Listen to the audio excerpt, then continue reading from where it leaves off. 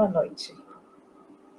Eu sou Marília Kubota e estou aqui no evento Lugar de Mulher, é uma organização do Clube de Leitura Mulheres Asiáticas, Mulherio das Letras Ivan Mamed, com a produção da Literacina. Nós organizamos esse evento para celebrar o mês da mulher, né? O mês de março, o Dia da Mulher e todos os outros dias em que nós vamos celebrar as mulheres. E com esse evento nós estamos comemorando as mulheres e a literatura. Então, o mote do nosso evento é Lugar de Mulher é na literatura. Também é na literatura, além de outros lugares, né? Por isso, hoje, nós já fizemos uma série de atividades. Pela manhã, a gente já teve uma oficina com a Cristiane Sobral, né? Agora à tarde, o Clube de Leitura Mulheres Asiáticas se reuniu, como a gente se reúne uma vez por mês, fazendo a leitura do nosso livro, do livro Alfoge. E agora, nós vamos ter uma conversa, um bate-papo com a professora e crítica literária Eurídice Figueiredo. E para conversar com a Eurídice, nós convidamos a professora Bia Crispim de Almeida. A Bia é professora da rede privada e pública do Estado do Rio Grande do Norte. É graduada em Letras Português pela Universidade Federal do Rio Grande do Norte, especialista em ensino de espanhol em língua estrangeira, mestra e doutoranda em literatura comparada na área de poéticas da modernidade. É escritora, palestrante e colunista semanal do jornal Potiguar Notícias, além de militante pró-LGBTQIAPN+, sobretudo a comunidade trans e travesti. É transfeminista e feminista vinculada aos grupos Atrevida, Mulheres do Seridó, Teia, Arteiras Feministas, Coletivo Chá das Marias, Parelhas e Mulherio Zila Mamed, do Rio Grande do Norte. A Bia é uma grande leitora, encontrou na escritura, na docência e na pesquisa caminhos para a dignidade, a representatividade, a difusão de saberes e quebra de estigmas e preconceitos, sobretudo contra as mulheres trans e transvestis. Então, agora eu convido a Bia, que vai ser a mediadora dessa conversa com a professora Eurídice Figueiredo. Boa noite, Bia. Boa noite, Marília. Boa noite a todo mundo que estiver assistindo a gente. Antes de mais nada, eu gostaria muito mesmo de fazer um agradecimento ao Mulheres Asiáticas, tá? Ao Mulherio Zila Mamed, né? Por esse convite, por essa honra, né? De me trazer para fazer esse bate-papo com a convidada, né? Que eu vou apresentar a vocês, a professora Eurídice Figueiredo. Antes de mais nada, eu preciso dizer também que a professora, ela não é só professora, ela é pesquisadora. E o livro sobre o qual nós iremos falar, que é Por uma Crítica Feminista, Leituras Transversais de Escritoras Brasileiras, precisa ser lido por todas as mulheres que estudam literatura, sobretudo, que gostam de literatura e que gostariam de conhecer autoras que estão no anonimato, né, que foram esquecidas. Então, gostaria de apresentar a professora Eurídice Figueiredo.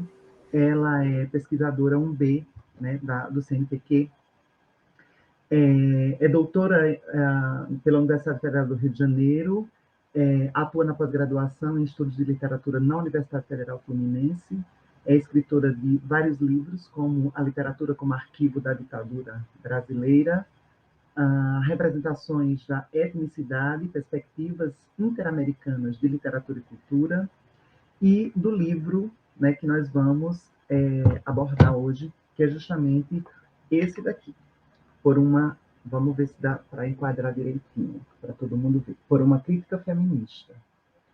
Leituras transversais de escritoras brasileiras. Então, professora, boa noite. É um prazer enorme, uma honra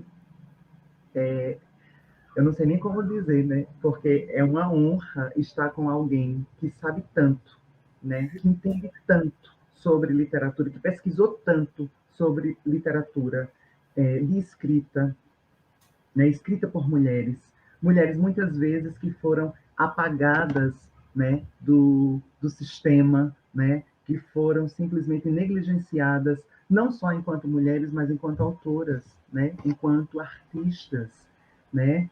E eu já queria começar com uma pergunta. Podemos? Sim, então, boa noite a quem está nos assistindo. É um prazer estar falando aqui mais uma vez sobre esse meu livro, que é realmente resultado de uma pesquisa bastante grande, né? Uma leitura assim, de muitos livros, muitos romances, sobretudo escritos por mulheres, né? Por escritoras brasileiras contemporâneas e escritoras também do final do século XIX, início do século XX, né? Sobretudo século XX e XXI. Prazer. Bom, então vamos lá. No seu livro, você apresenta um panorama de escritoras, e é uma coisa que você deixa muito claro, inclusive nas informações prefaciadas do livro, que não serão só autoras canônicas, mas autoras também anônimas, né, que irão aparecer. E dentro da pesquisa, né, nós vamos ver a presença de mulheres produzindo romance de filiação, romance de construção, memorialistas, autoficção, romances autobiográficos, memorialistas, né? Então, existe um leque de produções, né, nessa escrita de mulher. De uma maneira geral, o que é que nós encontramos na produção ficcional feita por mulheres no Brasil? É importante dizer que a produção das escritoras ela é multifacetada, ela não é como muitas vezes se pensa que a produção das mulheres seja intimista ou muito pessoal ou muito biográfica, autobiográfica. Existe uma espécie de estigma sobre a literatura produzida por mulheres, é como se as mulheres só soubessem falar sobre sentimentos. Então, o que eu procurei mostrar foi justamente não priorizar autoras canônicas, porque essas grandes escritoras canônicas elas já têm uma fortuna crítica importante. Então, eu não considero que eu teria assim, muito a acrescentar, por exemplo, para a fortuna crítica de uma Clarice Lispector, ou mesmo de uma Lígia Fagundes Telles, ou Nélida Pinhon, ou Raquel de Queiroz. Elas aparecem no livro, assim como escritoras jovens, escritoras que só publicaram um romance, e juntamente com escritoras que publicaram vários romances, mas são menos conhecidas, né? São menos canônicas. Eventualmente vão se tornar canônicas daqui a alguns anos, né? Mas não são assim tão conhecidas quanto essas que eu mencionei. Então, o que eu procurei mostrar foi justamente essa gama muito variada de produções que enfocam aspectos muito diferentes, como, por exemplo, tem romances históricos. Então, esses romances históricos eles vão percorrer a história do Brasil de um ponto de vista, no caso, por exemplo, da Maria José Silveira, de um ponto de vista das mulheres. Então, ela vai pegar assim, a genealogia desde 1500 até o presente da Enunciação, sempre através de famílias, né?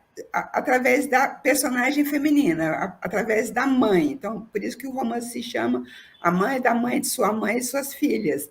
Então, são gerações e gerações de mulheres. Já quando você pega escritoras como a Eliana Alves Cruz, ou como a Conceição Evaristo, ou como a Ana Maria escreveu aquele belo romance, Ana Maria Gonçalves, que escreveu Um Defeito de Cor, um livro de 900 páginas, você tem uma história do Brasil com um olhar das escritoras negras. Então, elas vão priorizar essa experiência das mulheres negras, a experiência da escravidão, a experiência do tráfico negreiro, enfim, como que essas mulheres conseguiram sobreviver e, de certa maneira, resistir e chegar até a contemporaneidade. Então, você tem pontos de vista bastante diferentes entre mulheres que sejam brancas ou mulheres negras. Ao mesmo tempo, você tem outros tipos de romances, por exemplo, que abordam o casamento, a família, a violência, vários tipos de violência contra a mulher, e assim por diante. Ao mesmo tempo, sempre nos meus livros, eu tenho capítulos assim que eu faço reflexões um pouco mais teóricas mesmo. Então, não entro numa análise necessariamente de obras literárias. Eu discuto questões mais conceituais, né? Por exemplo, na parte inicial, em que eu discuto os diferentes feminismos, né? Eu pego o feminismo branco, o feminismo negro, o feminismo decolonial, o feminismo trans. Então, aí eu estou atravessando várias performances do feminismo. Da mesma maneira, quando eu pego a questão do problema do gênero, em que eu tento dissecar um pouco o livro da Judith Butler, né, que se chama Problemas de Gênero, porque é um livro bastante complexo, então acho que achei que seria interessante analisar e meio que atravessar mesmo esse livro, porque o meu livro também ele dialoga muito com a minha experiência didática. Então, como eu dou aula na pós-graduação, eu dei, por exemplo, os meus alunos, as minhas alunas, sobretudo, que a maioria de mulheres, mas tem sempre alunos também, homens, eles leram o livro da Judith Butler, assim como leram vários textos que aparecem, textos teóricos que aparecem no livro. Então, de alguma maneira, o livro também retoma e dialoga com os cursos que eu dou na pós-graduação. É uma espécie de retroalimentação. As aulas, a orientação de teses, a participação em bancas, etc., tudo isso alimenta também a minha reflexão e as minhas pesquisas, porque a gente também aprende com os alunos. Os alunos, não são só os alunos que aprendem com a gente também aprende nessa interação com os alunos. Eu posso dizer isso, que eu também sou professora, e eu sei o quanto a gente aprende. Professora, já que a senhora tocou em Judith Butler, dentro dos discursos dela, ela fala sobre a questão da heterossexualidade compulsória que existe dentro da sociedade e dentro dos mecanismos que constroem, que mantêm essa sociedade. As artes, a literatura de uma forma geral, também é um mecanismo, né, de manutenção de certos saberes, de certos controles, né? Afinal de contas, é um tipo de discurso. E a senhora acredita que a literatura, ela, sobretudo a literatura produzida por mulheres no Brasil, dentro dessa perspectiva interseccional, dentro dessa perspectiva tão variada, tão plural, que a senhora discute, ela poderia ser uma arma contra essa compulsoriedade? Ela poderia ser uma arma no bom sentido, lógico, mas uma arma de formação dessa sociedade mais pluralizada? Eu não gosto de usar a palavra arma. Você mesma já colocou assim, arma entre aspas, né? Porque você já modulou o seu próprio uso da palavra arma. não gosto de usar nem arma, nem denúncia, porque acho que a literatura ela não é uma forma muito objetiva e muito científica ou tão diretiva, né? Então, ela não pode ser vista como denúncia nem como arma. Mas, com certeza, eu acho que a literatura se alimenta das mudanças sociais e, ao mesmo tempo, ela participa dessas transformações. Então, é uma interação um pouco dialética.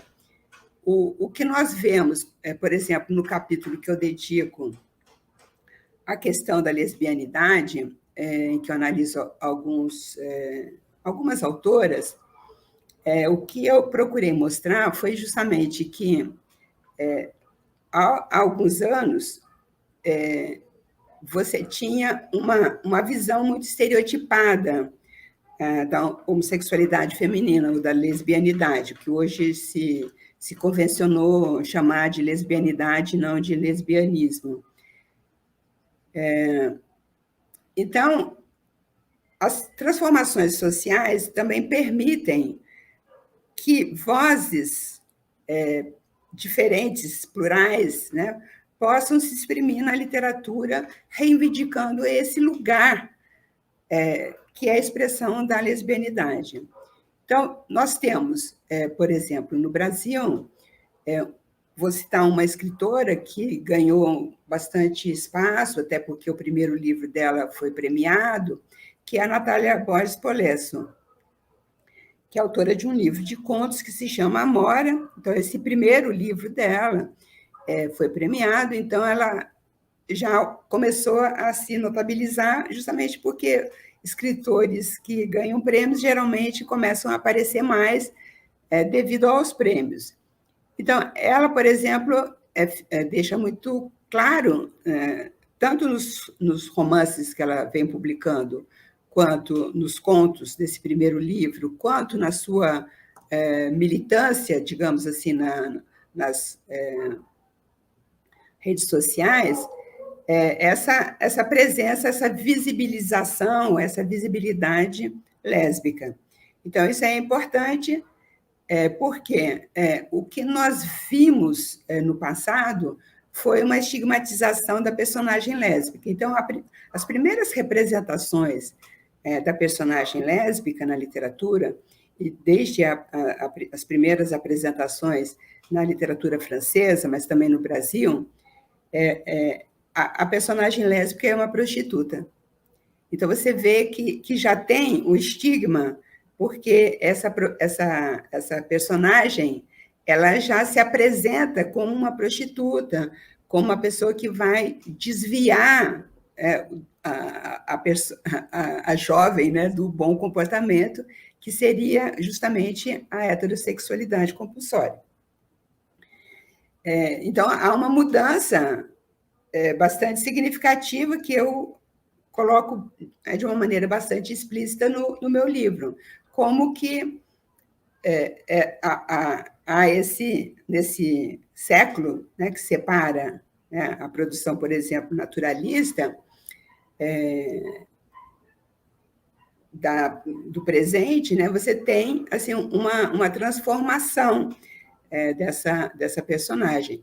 E aí você tem uma série de romances que eu coloco no livro, como, por exemplo, nós adorávamos Cowboys, né, da Carol Ben-Simon, mas são muitos os livros em que aparecem personagens lésbicas, seja nos romances da Carola Saavedra, praticamente nas jovens escritoras brasileiras sempre tem alguma personagem que se descobre lésbica no início ou no final do romance, ou que tem experiências homossexuais. Então, isso deixa de ser um tabu e deixa de ser um clichê estigmatizado para se tornar uma coisa mais naturalizada. Então, naturalizada nesse bom sentido, né? Que é uma coisa tão normal, tão natural quanto o amor, o casamento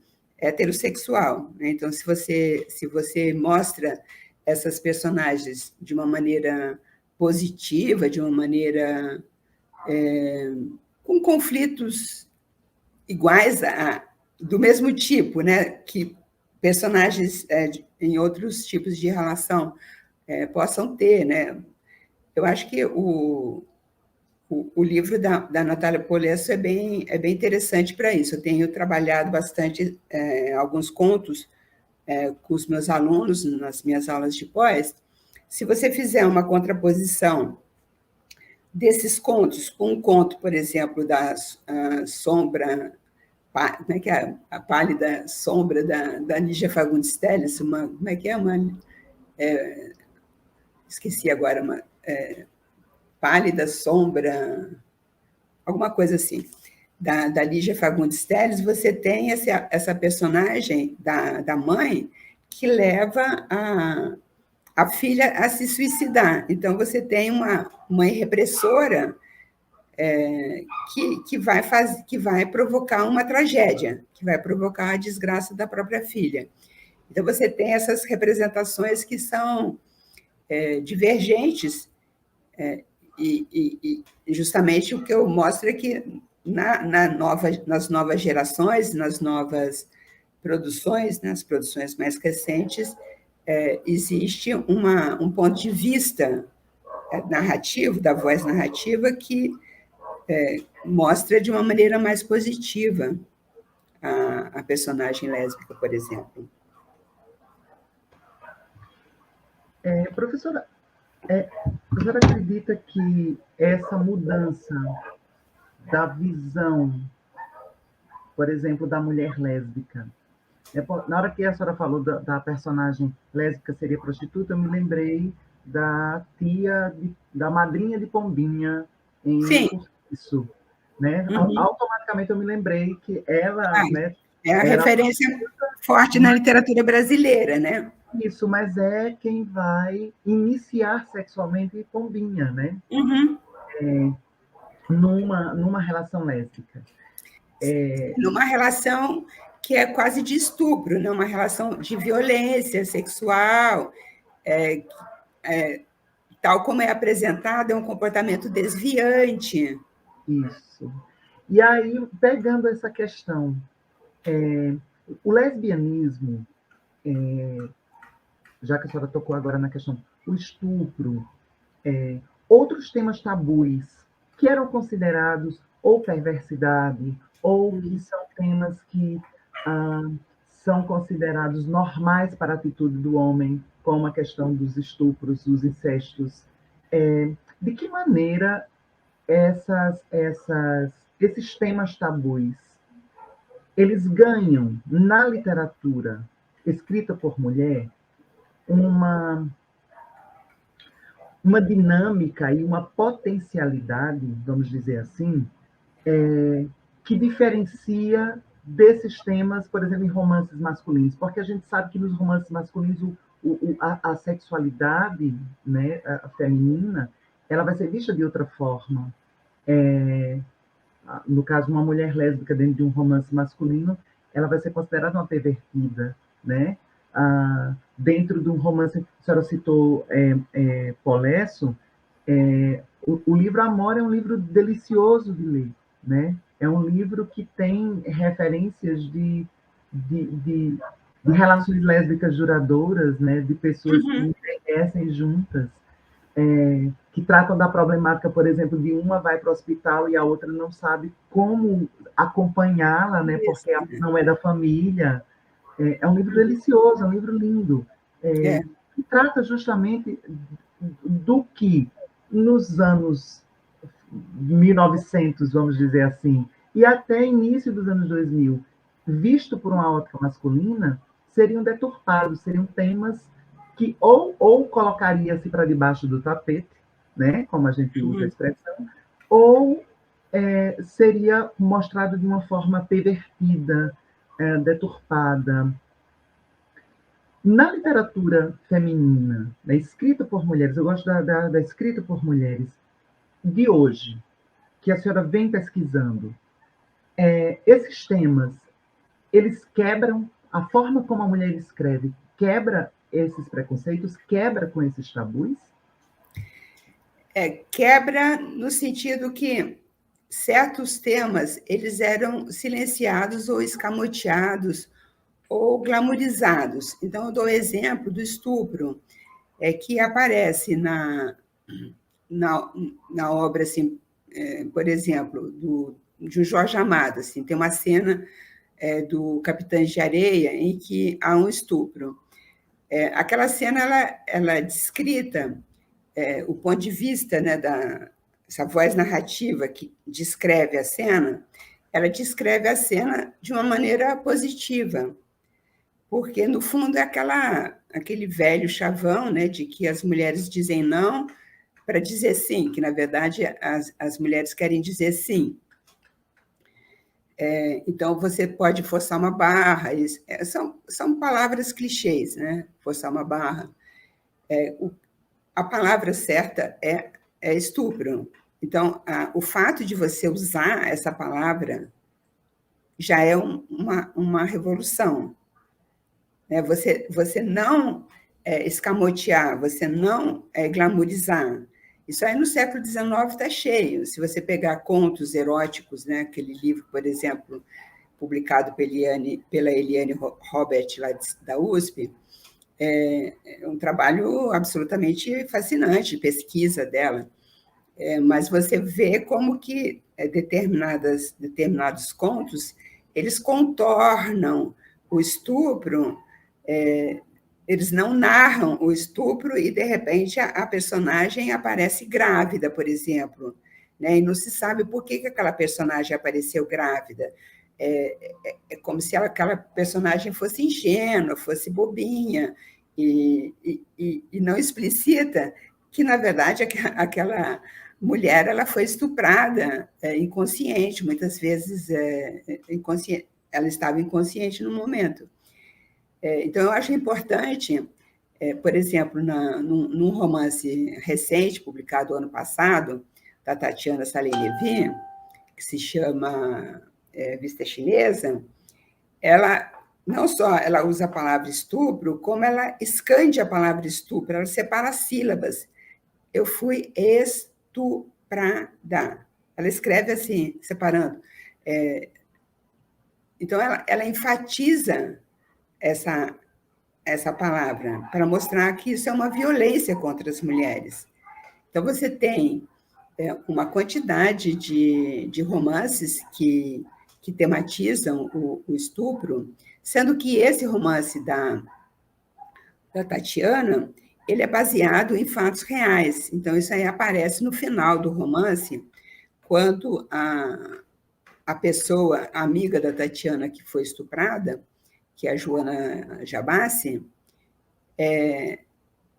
coloca num adendo no final do romance, ela fala para a Tatiana, eu quero que você coloque que essa pessoa, que isso é baseado em fatos reais e que a pessoa, no caso, sou eu e que eu fui estuprada. E eu faço questão que isso seja dito publicamente. Então, quando você torna público alguma coisa e você é uma pessoa que já tem uma profissão relativamente pública, porque ela é roteirista da Rede Globo, você, de alguma maneira, você rompe o tabu e rompe, sobretudo, o estigma da mulher estuprada, que seria eternamente a vítima, aquela vítima que não comenta, não fala, não denuncia, porque ela é como se ela fosse condenada a ser eternamente uma vítima. Então, é uma questão também que eu coloco, a partir da experiência de algumas pessoas que escreveram sobre isso, que é preciso falar, denunciar e também conseguir ultrapassar esse trauma do estupro. Não é que a pessoa vá esquecer aquela cena ou aquele fato, mas ela tem que superar no sentido que a vida dela não pode ser determinada por aquele fato. Ela tem que ir além, ela tem que superar isso. E a Joana Jabassi, numa das entrevistas, ela foi bem clara em relação a isso, porque ela disse que ela vai levar para o cinema o romance da Tatiana. Então, é uma maneira, diz ela, de tornar público, pelas mãos dela mesma, alguma coisa que seria da categoria do tabu, do intocável, que, ao transformar em arte, ela transforma também aquela experiência dolorosa dela em outra coisa. Então, acho que é bem interessante esse depoimento dela. E também, o ano passado, foi publicado um outro livro, não romance, mas um livro de uma reportagem jornalística, de uma jornalista, justamente, Adriana Negreiros, A Vida Não Será a Mesma, Nunca Mais Será a Mesma, em que ela faz uma reportagem sobre a questão da violência contra as mulheres, a partir de alguns casos que ela pesquisou e entrevistou pessoas, de incesto e estupro, e também de violência física contra as mulheres. Acho que não tem nenhum caso de feminicídio, não.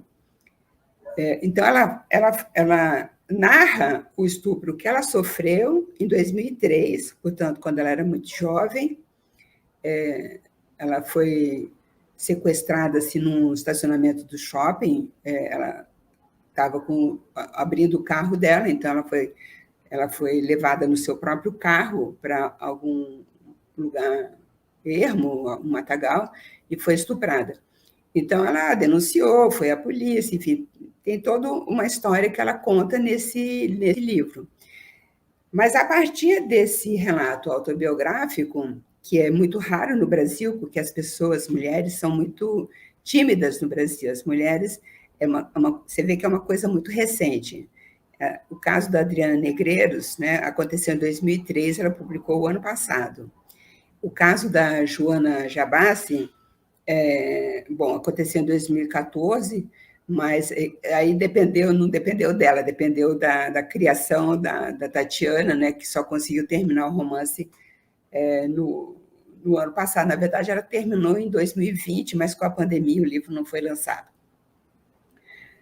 Mas você vê que no Brasil, em outros países, há mais depoimentos, há mais relatos de mulheres que não tiveram vergonha nem medo de expor em livros, enquanto que no Brasil é uma coisa que começa. Então, as mulheres estão começando a ousar.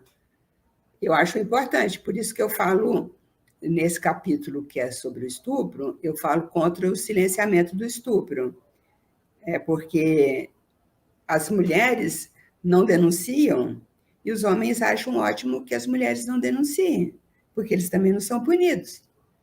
Porque se você não denuncia, eles não estão ameaçados. Então, isso é importante, a gente ter consciência, né, de que é uma reciprocidade, é uma relação dialética, né? Se você precisa denunciar, você precisa ultrapassar, mas você também precisa, na medida do possível, pedir a punição do culpado, né, do criminoso. Se não é dito, não existe, né, professor? Como a gente estava conversando nos bastidores. Essa questão do silenciamento é algo muito complexo na sociedade brasileira. Não é só a questão do estupro que é silenciado, né? Silencia-se também todas as violências domésticas, né? A gente vai ver várias autoras, vários personagens femininos, inclusive, que tratam das violências sofridas dentro de casa. Quando a gente pega, por exemplo, Submissas Lágrimas de Mulheres, de Conceição Evaristo, né? Assim como outras obras eram, mas me vem na cabeça agora esse livro, nós vamos encontrar cenas, inclusive, de estupro marital, né? Que é algo que não se fala no Brasil, por exemplo. Isso. É algo que parece que nem existe, né? É como se dissesse, é isso, né? Então, existem silenciamentos com relação a esses temas tabus que terminam invisibilizando essas violências, né? Terminam fazendo com que é como se não fosse, né? É uma violência que é uma violência, mas é como se não fosse uma violência, porque as pessoas silenciam, talvez por medo, como a senhora coloca, ou por vergonha. Eu acho que a palavra vergonha talvez tenha um peso maior, né? A exposição, ela talvez seja algo mais impactante, né? E a gente vê, inclusive, também personagens nas histórias que a senhora traz, na análise, de personagens que também se silenciam pela vergonha e pela culpa, né? Eu ia acrescentar a culpa, porque o que você vê assim, em muitos relatos, em muitos romances, é justamente essa palavra, culpa.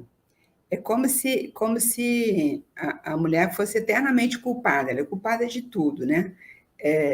As mulheres que sofrem violência doméstica, muitas vezes elas não percebem que elas são vítimas, né, da violência doméstica, e elas, como os maridos atribuem uma culpa a elas, elas são acusadas sempre de alguma coisa, elas acreditam nessa culpabilização, né? Primeiro que já existe uma culpa assim que é atávica, né? Parece que a gente já nasce a gente é educada para sentir culpa. As mulheres se sentem sempre culpadas, e se é mãe, então é aí que se torna mais culpada ainda. Mas então é preciso ultrapassar essa questão da culpa, porque numa cena de estupro, ou de violência doméstica, ou de feminicídio, a mulher nunca é culpada, né? Ela precisa entender isso. É preciso que as mulheres comecem a se dar conta, porque quando você vê assim, relatos de mulheres, as mulheres passam... Ontem mesmo eu li um conto da Lília Guerra, do livro Perifobia, em que tem uma personagem que passa 10 anos sendo agredida, até o dia que o marido ameaça a criança, a filha, e aí ela finalmente ela consegue sair de casa e pedir, né, proteção dessas redes, que são redes oficiais, né, de proteção às mulheres que sofrem violência doméstica. Então, essas questões estão sendo abordadas bastante ultimamente. Então, você vê em 2020, eu acho, que a Patrícia Mello, que é uma escritora que sempre publicou romances mais policiais, ou mais com personagens, em geral, personagens masculinas, ela publicou em 2020 esse romance que se chama Mulheres Empilhadas, em que ela aborda o feminicídio, tá? A partir de uma personagem principal, que é uma personagem fictícia, cuja mãe foi assassinada pelo pai. Enfim, essa personagem ela vai descobrir uma série de histórias quando ela vai para o Acre para trabalhar nos casos de feminicídio. Parece que o Acre é o estado que tem a maior taxa de feminicídio no Brasil, se eu me lembro bem. Então, esse romance, ele mescla essa parte que é ficcional da personagem, que a autora criou, né? E casos verídicos que ela cita assim, em pequenos verbetes, assim, numa página, assim, o nome, a profissão, enfim, pequenos, né? Pequenos textos para falar dessas mulheres reais. E mesmo as histórias que se passam no Acre, na questão muito judiciária, né, dentro do esquema judiciário, embora as histórias sejam fictícias, no fundo elas são inspiradas em fatos reais, né? Então é importante que mais escritoras realmente abordem essas formas de violência doméstica, né? Uma outra forma de abuso que é muito forte na sociedade brasileira, infelizmente, até se fala mais hoje do que se falava alguns anos atrás, mas que as mulheres também têm trazido bastante para a literatura, é o caso de incesto contra meninas, né? Contra crianças, né? Então, você tem alguns romances que são muito fortes, que abordam essa questão do incesto, né? Do estupro incestuoso, que eu chamo estupro incestuoso, que é diferente do estupro feito na rua, no caso da vista chinesa, né? Que é por um desconhecido, uma mulher adulta que é estuprada por um homem desconhecido. É ainda mais grave, é mais traumático quando se trata de uma criança, de uma menina que é estuprada pelo pai. Porque aí ela não entende, uma criança que não desenvolveu ainda a sua própria sexualidade, ela tem uma relação de amor com aquela pessoa, que é o pai, e ela fica completamente dilacerada, porque ela não entende o que acontece. Para começar, ela nem entende que aquilo é proibido, que aquilo significa... inicialmente, a criança não entende, né? Aos poucos, ela vai perceber... Quer dizer, ela percebe que aquilo não agrada, mas ela não consegue também reagir, né? Então, aquilo se perpetua, porque muitas vezes a mãe... ou é cúmplice, ou tem medo, ou compactua. Então, nem sempre a mãe tem a capacidade na verdade, depende muito da situação dessa mãe no casal, né? Então, muitas vezes, essa mãe acaba não protegendo a filha. Então, vou dar um exemplo aqui de um romance da Adriana Lisboa, chamado Sinfonia em Branco. Acho que foi o primeiro romance que eu li em que havia esse estupro incestuoso. E depois disso eu li muitos outros, né? Alguns deles estão lá no livro, mas eu continuo lendo, então continua existindo, né? Não acaba nunca. Mas esse é um problema muito sério e que é mais difícil para a pessoa superar, porque acontece muito cedo, no momento que a criança ainda não tem capacidade de entender exatamente o que acontece. Isso pode ser o pai, pode ser o padrasto, pode ser o tio, pode ser um amigo da família, vizinho, que ocupa um papel assim de amizade, né, de vizinhança. Então, são muitos os casos, né, que acontecem. O irmão, né, professora, tem um dos irmão mais velho. Tem um irmão, né, que tem uma paixão pela irmã. É interessante a gente observar que esses temas que no livro também está sendo chamado de temas tabus, né? E que são temas tabus para uma sociedade patriarcal e sexista como e machista, né? Como é a sociedade brasileira. São temas tabus. Se as mulheres não tivessem conquistado esse espaço de escritura, será que esses temas estariam fazer como outro, estariam na mesa, né? Será que nós estaríamos lendo essas histórias ou elas continuariam nas alcovas? Elas continuariam trancadas nos lares e nos silêncios das mulheres? Eu acho que, como eu disse no início, a literatura se alimenta das transformações sociais e, ao mesmo tempo, ela alimenta as transformações sociais, né? Então, é uma relação dialética. Em sociedades extremamente fechadas,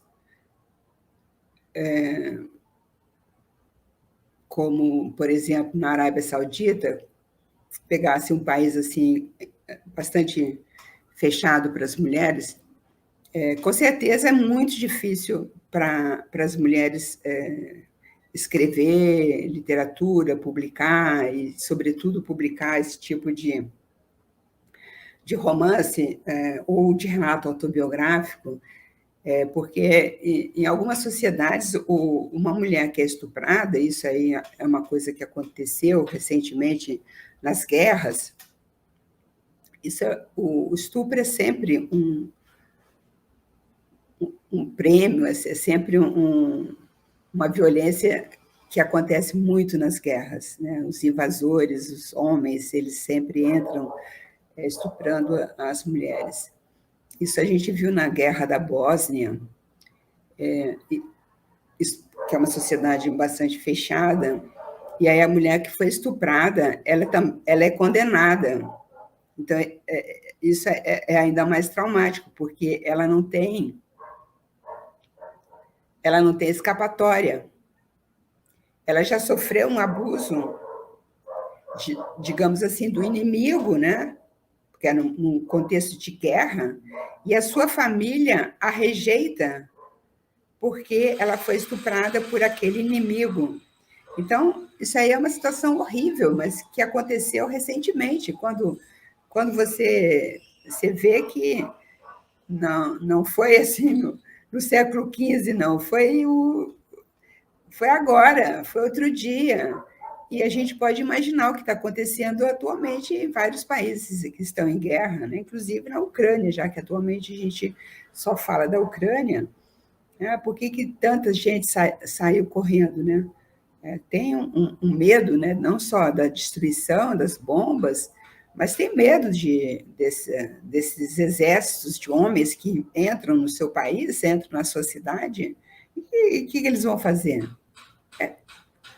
É quase que padrão esse tipo de comportamento, né?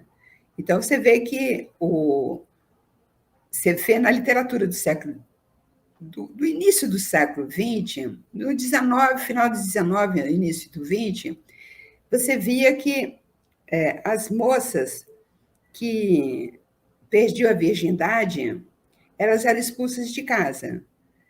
Aí não estou falando nem de estupro. Se ela tinha um namorado, o namorado seduziu, e ela foi na conversa, né, do sedutor, e aí essa mulher, essa jovem, ela é expulsa de casa. Você tem isso, por exemplo, um livro que foi relançado agora pela editora Luas, né, da Ercília Cobra Nogueira. São 2 livros, na verdade, que são agora editados juntamente. Virgindade Inútil, e o outro é alguma coisa, Virgindade também.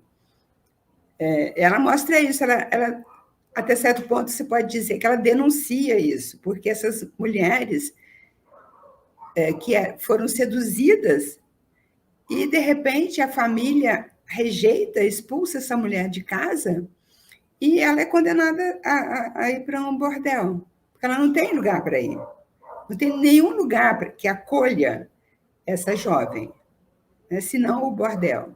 Né? Você vê isso no romance da Pagu, por exemplo, que é o Parque Industrial, um romance proletário, como ela chamou, em que ela pega como personagens 3 mulheres, 3 operárias de uma fábrica lá de São Paulo, e uma delas é seduzida por um sedutor, todo bonitinho, todo classe mais alta do que ela, né, que promete casamento, promete mundos e fundos, e aí ela se vê grávida, ela perde o emprego, ela é expulsa de casa, enfim, a desgraça completa.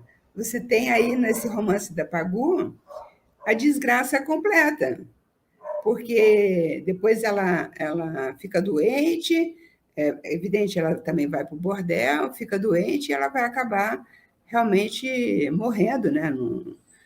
Não tem solução, é um caso que não tem solução. Você vê muito esse tipo de problemática nem é o forte do meu livro, porque eu não peguei tanto assim essa literatura. Eu menciono a Ercília Cobra, a Pagu também eu menciono, mas o forte são essas romancistas mais recentes, né, do século XX e XXI. Mas é interessante também a gente fazer esse contraponto entre o que acontecia nesses romances, sobretudo até os anos 30, 40, né, digamos assim, a primeira metade do século XX, e o que acontece hoje, né, que as mulheres, se uma mulher tiver engravidar, tiver um filho, pelo menos em grande parte do Brasil, essa mulher ela vai conseguir, de alguma, mesmo que a família a expulse de casa, ela não vai necessariamente cair num bordel, ela pode ter outras opções, né, de ser acolhida e de poder criar seu filho, se aquela gravidez for a termo, né, porque aí já entra uma outra questão também, que é a questão do aborto, que é uma questão que no Brasil é um tema tão tabu quanto o estupro, o incesto, né? Porque você tem, muitas vezes, as mulheres que morrem quando vão fazer um aborto. E hoje mesmo eu estava lendo uma matéria no jornal sobre uma escritora modernista que foi casada com Oswald de Andrade, eu esqueci o nome dela, nunca tinha ouvido falar, uma poeta, que teve o livro reeditado agora, e que teria morrido de um aborto.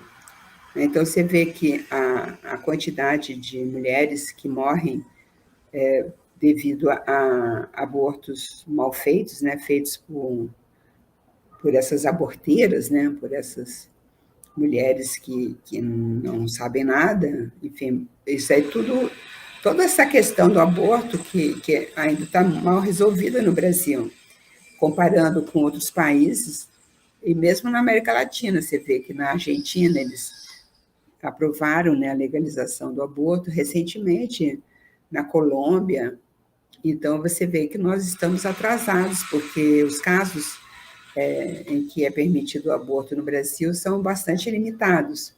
Sem falar que ainda temos aí uma ministra Damares que, no caso daquela menina que foi estuprada pelo tio, né, uma menina de 11 anos, né, ela ainda tentou impedir o aborto dessa menina, que tinha direito legal, né, de fazer esse aborto, que estava hospitalizada já num hospital que tinha aceitado fazer o procedimento, e ela foi lá com o seu pessoal lá, cheio de... parece urubu, né? E foi... felizmente, não conseguiram mudar, impedir, né? Mas você vê o trauma dessa menina, né? Uma menina de 11, 12 anos que engravida, que está numa situação já de vulnerabilidade e que ainda é assaltada por pessoas, né, pessoas na porta do hospital, enfim, coisas horríveis, né?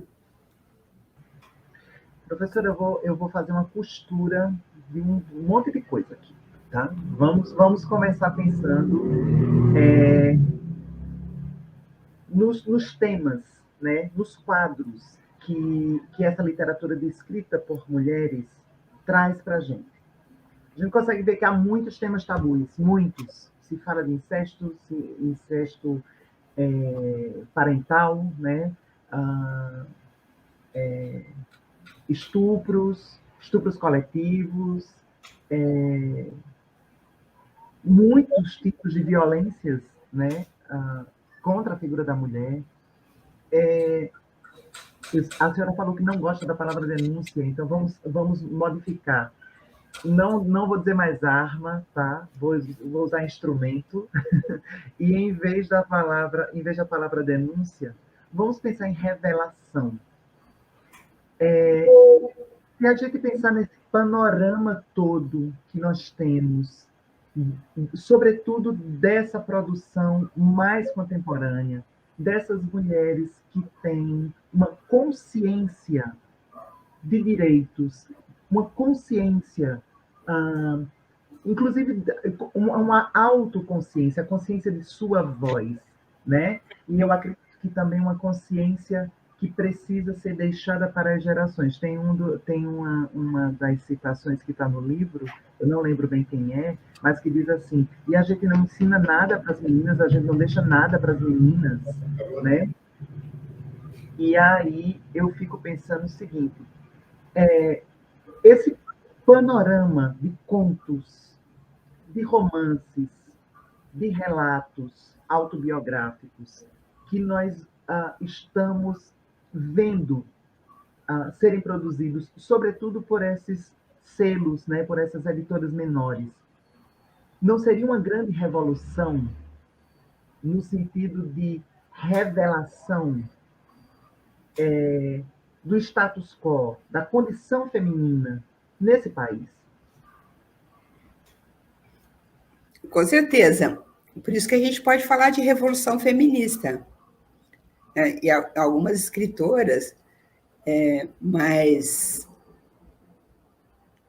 transgressivas, e algumas francesas são bastante enfáticas assim, na escrita, como a Virginie Despentes e a Monique Wittig, que aparecem também no meu livro. A Monique Wittig tem um livro que foi traduzido aqui no Brasil que chama As Guerrilheiras. E o próprio livro da Patrícia Mello, As Mulheres Empilhadas, tem uma cena que ela está na Amazônia, junto com os indígenas, e ela toma o cipó, né, o daime, e tem assim, uma cena de revelação exatamente do que aconteceu com a mãe dela, e com, né, a cena em que o pai mata a mãe dela, que ela era criança. E essas mulheres que aparecem nesse momento, que é um momento assim, um pouco de um delírio, né? Porque como ela toma esse cipó, tem uma cena assim que é um pouco de delírio e também de revelação. Então, essas mulheres são mulheres guerreiras, são essa representação das Amazonas, tal como as Amazonas apareciam nos mitos, né? Gregos, inclusive, né? Das mulheres amazonas, que eram as mulheres guerreiras. Então, essas mulheres guerreiras, elas são realmente violentas, porque elas atacam realmente, né, os homens. Então, várias cenas que aparecem nesses romances são cenas assim de violência mesmo, de transgressão, nesse sentido. Nós temos que acabar com esse mundo tal como ele é, como ele se apresenta.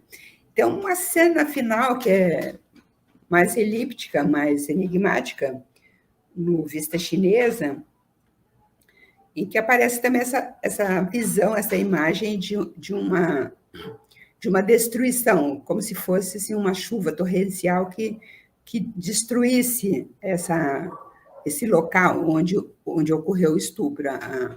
É como se...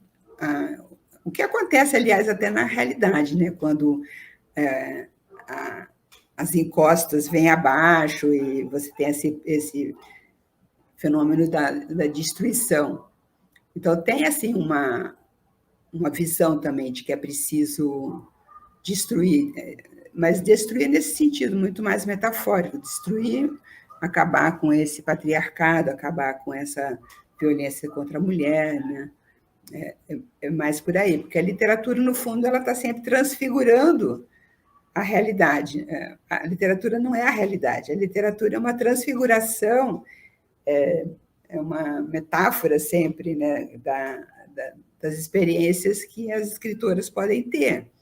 É sempre uma fabulação em cima de uma experiência de vida, claro, né, porque ninguém imagina do nada. Você imagina a partir da sua experiência, a partir das suas leituras, a partir das suas pesquisas. As escritoras estão sempre pesquisando para escrever seus romances. Elas não escrevem do nada, são sempre inspirações também de outras escritoras, de outros livros. E, então, você tem essa imbricação entre o que foi lido, o que foi pensado, o que a pessoa realmente pensa, ou o que a pessoa viveu, e uma fabulação, porque aí é uma construção narrativa e é uma construção literária, porque o romance é sempre uma... E mesmo um relato autobiográfico é sempre algo que é construído, porque a vida é uma continuidade que é inapreensível, incognoscível. A gente não conhece realmente. A gente vive no dia a dia, né? E quando você vai fazer um relato de uma determinada experiência, você tem que construir, e você construir significa você recortar, você selecionar, você... Então, por isso que existe um certo deslizamento entre o ficcional e o autobiográfico. Então, o livro meu, que acaba de ser lançado em pré-venda, hoje foi lançado para pré-venda, hoje pela editora Zucchi, se chama A Nebulosa do Auto entre parênteses, porque é do autobiográfico e do biográfico. Vidas vividas, vidas escritas. Porque são as experiências que nutrem, as nossas experiências nutrem a nossa imaginação e a nossa criação.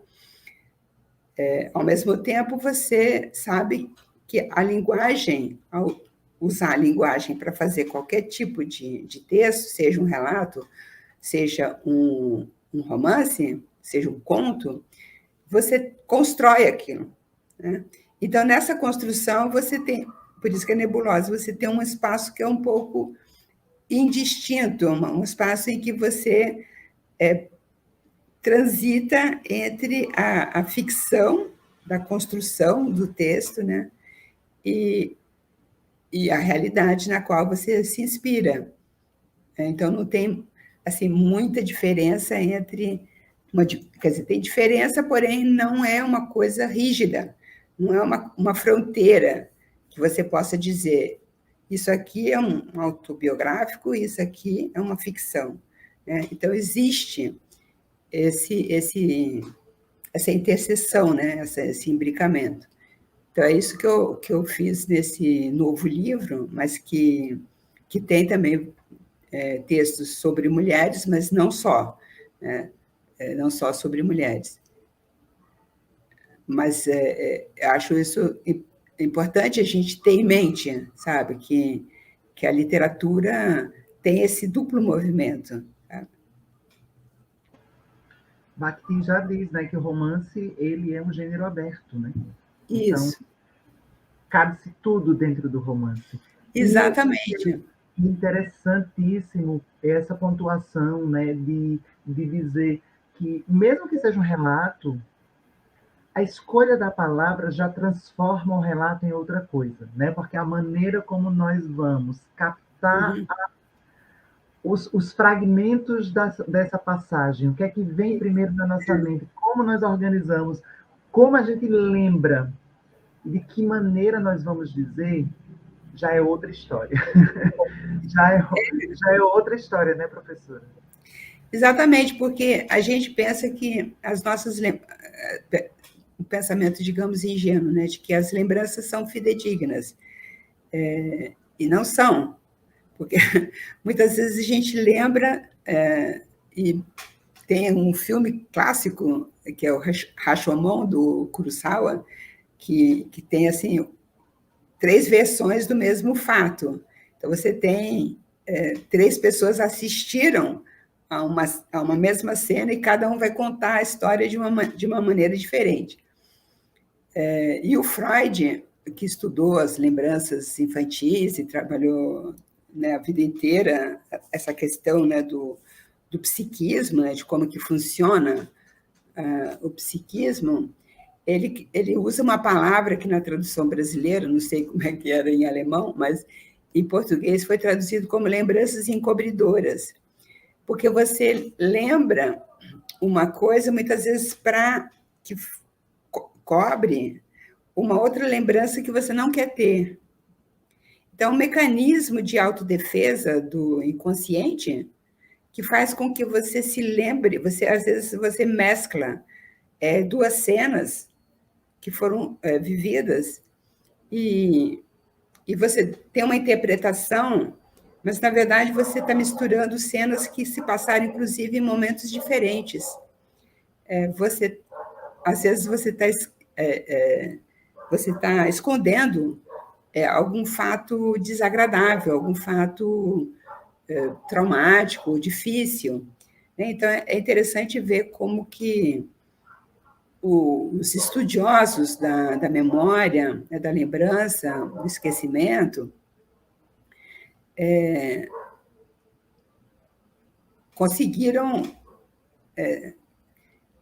conseguiram perceber esses mecanismos, né, de funcionamento da memória, que muitas vezes as pessoas acham que não, que eu lembro exatamente isso que aconteceu lá, né, quando eu tinha 10 anos, né?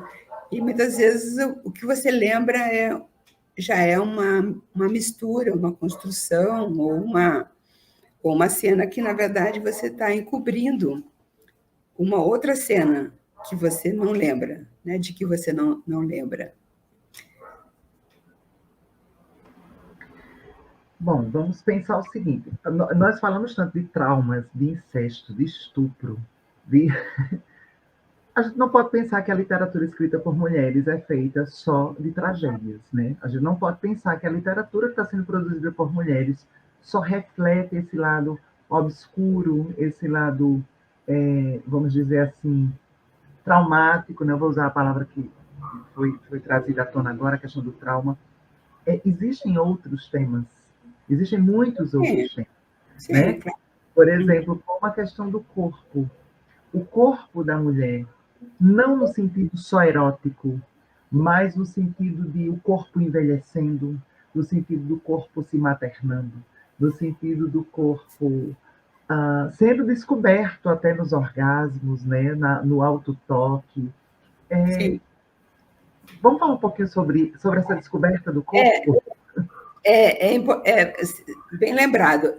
Realmente, o que é interessante ver é como que assuntos que nunca apareceram antes, como, por exemplo, a menstruação, o TPM, ou as cólicas, ou o desejo, né, ou não desejo de maternidade, né, a experiência da maternagem, todas essas experiências são experiências, é como se só as mulheres que conseguiram falar sobre isso, porque são experiências que não interessavam muito aos escritores homens. Por quê? Um pouco a questão que a Virginia Woolf coloca nos textos dela, né? Como que os homens veem o corpo das mulheres. Então, primeiro que é um olhar de fora, é um olhar de desejo, portanto, é um olhar erotizado, ou o contrário, a mulher que é demonizada vai ser o corpo digamos assim, da bruxa, né? Da mulher velha, da mulher horrorosa, mulher que não merece o desejo e nem a consideração dos personagens masculinos. E, de repente, você tem mulheres falando sobre coisas muito simples da vida, né? Até da primeira menstruação, por exemplo. A Conceição ela gosta muito de falar da primeira menstruação, da menarca. É como se é um momento de descoberta, e é um momento de iniciação, um momento que a menina vira moça, que é uma experiência que qualquer mulher tem e teve. Mas é interessante como que a gente nota como que escritoras colocaram isso, né, agora, recentemente. A Menarca, por exemplo, eu diria que é uma coisa que eu percebi pela primeira vez na Conceição. A TPM e as cólicas menstruais e a menstruação, eu vi muito claramente na Rosângela Rocha. Ela tem um livro que não me lembro qual é o título desse livro, não. Mas tem um livro dela em que ela fala sobre o livro praticamente inteiro sobre essa TPM. E tinha uma personagem que é lésbica. Você vai descobrir só a partir de um determinado momento que a personagem é lésbica, porque ela está num momento também de ruptura, mas ela só fala da pessoa de quem ela está se separando por uma inicial. Então, você não sabe se é um homem ou mulher. Você vai descobrir isso só na página, sei lá, 50, 70. É um livro bem interessante, da Rosângela. Então, esse tipo, né, de experiência. A experiência do aborto também é uma experiência forte, porque também é uma coisa que é pouco tratada pelos homens, porque é uma coisa que não interessa muito, né? E, sobretudo, não há uma experiência que é vivenciada pelos homens. Os homens eles não estão interessados. Ou eles estão interessados no filho que já nasceu, ou, se aquela gravidez é indesejada, é muito pouco... Isso é muito pouco interessante ou importante para um personagem masculino. Então, são vários aspectos ligados ao corpo. Assim, o outro aspecto que aparece na literatura contemporânea é a questão da anorexia, da bulimia, né, essas dificuldades ligadas ao corpo. Mas também não são só problemas, digamos, né, do corpo, são também relações amorosas, são relações familiares, relação boa ou ruim com a mãe, boa ou ruim com o pai, ou com uma avó, por exemplo, que às vezes você vai encontrar a personagem da avó na literatura de mulheres. Você vai encontrar essas situações de prazer, por exemplo, cenas eróticas escritas por mulheres, aí de um ponto de vista das mulheres, né? Então, essas mulheres que descobrem o orgasmo. Você tem personagens também que não sabem o que é orgasmo, né? Nesse livro, por exemplo, da Adriana Lisboa, que eu mencionei, Sinfonia em Branco, a mãe, né, não pergunta o que é, se pergunta, né, o que é orgasmo, né? Ela nem sabe o que é. Mas em outros livros também. Eu não lembro, professora, mas tem um que é uma senhora já casada, que ela vai descobrir o orgasmo pela masturbação. É. Depois, e no final do livro, é que ela um conto esse. Ela se encontra com o marido para poder o marido descobrir, né, o corpo dessa mulher. É um conto delicioso. É um conto delicioso.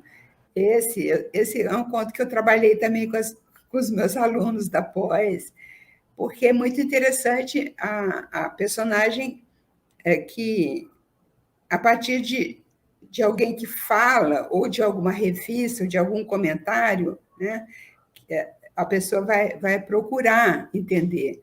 Então, é uma coisa que eu também menciono no livro, como que a masturbação feminina ela não aparecia na literatura. Você nunca via esse tipo de cena. E nos livros dos escritores, sobretudo em relatos de infância, você sempre tem cenas de masturbação, porque é o momento que o menino, né, na puberdade, vai descobrir a sua sexualidade. Isso aí é praticamente um topos clássico da literatura, sobretudo desse gênero, né, que é chamado relato de infância, porque o relato de infância ele vai do início da infância até que ponto alguém pode se lembrar, né, da infância, né, digamos, 5 anos, 6 anos, 7 anos, até a puberdade. Os relatos de infância sempre chegam até a puberdade, até a adolescência, às vezes até a idade adulta. E você tem sempre esse momento, sempre, sempre, sempre, né? Tanto da masturbação quanto da primeira relação sexual, também é bastante comum. Então, isso você não via na literatura da mesma maneira, né? Você tem, por exemplo, relatos de infância de escritoras, né, de outras gerações, que passam batido pela questão da sexualidade, como se fossem mulheres assexuadas. Elas não descobrem nada, né? Elas estão lá, passam da meninice para a puberdade, para a adolescência, e nada acontece. Então, é uma questão que vai aparecer agora. São realmente muitas as mudanças, que a gente falando, nem sempre a gente lembra. Por isso que é importante ter assim, uma mediadora, né, como você, que lembra de outros aspectos, né, porque realmente você tem de tudo nessa literatura. Você tem, como eu disse, né, romances históricos, tem muitos romances históricos escritos por mulheres, assim como tem questões da sexualidade, do corpo, da violência também, mas um pouco de tudo. A relação, por exemplo, no casamento, você também tem vários tipos, né, de relações no casamento. Você tem a relação mais ou menos tranquila, você tem a relação conturbada, que vai fazer com que vai acabar um matando o outro, né? Às vezes a própria mulher matando o marido, existe isso também na literatura. Você tem também casos da mulher que é muito esperta e que dá volta um pouco, né, pela sua astúcia, porque sempre dizem que as mulheres usam dessas astúcias, dessas sexto sentido, intuição, sempre atribuem às mulheres essas magias também, né? Não é à toa que são as mulheres que foram as feiticeiras, as bruxas, né? Acusadas de, né? Então, tem um pequeno romance chamado Joias de Família, da Zulmira Tavares, que eu acho assim delicioso. É um romance bem pequenininho, porque a personagem ela é enganada pelo marido, mas, na verdade, o que ela faz é dar a volta por cima e acaba enganando o marido. Então, é uma maneira de você sair de uma situação em que você, em princípio, estaria dominada, estaria sendo enganada, né, porque o marido atrai desde o início, com uma posição dela que vai, então, dar a volta por cima, vai arrumar um amante, e vai perceber todas as artimanhas usadas pelo marido, e no presente da enunciação, essa mulher já é viúva, né? O marido já morreu, e tem um sobrinho do marido, que é o herdeiro, que está querendo dar a volta nela. Então, ela também já vai dar a volta nesse sobrinho, se mostrar muito mais esperta, porque ele acha que ele está sendo esperto. e que ele vai enganar essa velhinha, né? Porque você tem a personagem da velha também, que é uma personagem também que é estigmatizada, porque todas as velhas parecem que são burras, né? São ingênuas e podem ser ludibriadas. E essa personagem, eu acho ela deliciosa, porque ela percebe que que estão querendo enganá-la e ela não se deixa enganar, e ela que engana. Então, é uma reviravolta, assim, eu acho muito interessante. Professora, a questão da velhice é um ponto que a gente vê em alguns textos que está presente nessa crítica feminista, né, feita pela senhora. E é interessante que algumas autoras, desculpe, elas vão trazer uma visão de velhice que é justamente uma visão que não está ligada ao estereótipo da avó, da senhorinha incapaz, da que fica trancada dentro de casa. Mas, pelo contrário, né? São mulheres que estão descobrindo uma sexualidade depois da maternidade, são mulheres que estão vivenciando o medo de perder a companheira dentro das relações lésbicas, como no texto de Polenso. E é muito interessante porque a gente perceber que a escrita feminina, de alguma forma, a escrita feita por mulher, se ela traz novos temas, se ela traz novas abordagens, se ela observa não só a sociedade, mas os fatos a partir de outros ângulos, que não é mais a visão hétero, cisnormativa, né, patriarcal, a gente começa a perceber também o desenvolvimento de uma forma de se dizer, de uma forma de se produzir essa literatura. Então, a gente poderia dizer que há uma nova linguagem ou há uma língua própria do fazer da literatura escrita por mulheres. A mulher está inaugurando uma nova forma de ler o mundo e de apresentar o mundo, né? Porque, afinal de contas, a literatura ela faz essa leitura de mundo, mas ela apresenta, como a senhora colocou, a questão dialógica, né? Essa questão de refração dessa realidade. Seria uma nova linguagem? Ou uma nova língua?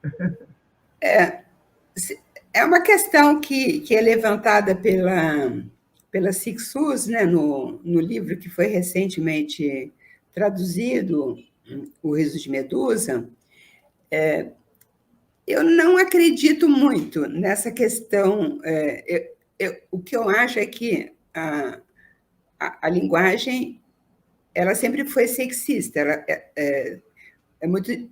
As mulheres sempre falaram sobre essa questão da dificuldade de nomear o corpo com a linguagem que sempre foi sexista. Então, os próprios termos são pejorativos, depreciativos, então tem essa dificuldade. A partir do momento que você aceita usar os termos e de alguma maneira, você ultrapassar o que era depreciativo para se tornar valorativo, né? Você valoriza em vez de você depreciar. Então, nesse sentido, sim, existe uma revolução da linguagem, porque você já não tem mais medo, não tem mais pudor de nomear, por exemplo, as suas partes do corpo. Então, nesse sentido, sim. Por outro lado, a gente estava falando da personagem da velha. A personagem da velha ela sempre entrou pouco na literatura, porque ela é uma personagem que não é interessante, né? Ela não tem glamour, ela não tem interesse sexual, erótico, e a literatura ela sempre foi a literatura, digamos, realista do século XIX, do início do XX, é uma literatura que era prioritariamente sobre relações amorosas entre homem e mulher, então é heteronormativa. Então, a velha, no máximo, era a avó que estava lá, no canto, mas ela não era uma personagem, ela não era protagonista. Então, a a mudança é que agora você vai ter algumas personagens velhas que aparecem, e até eu dediquei um capítulo à personagem velha,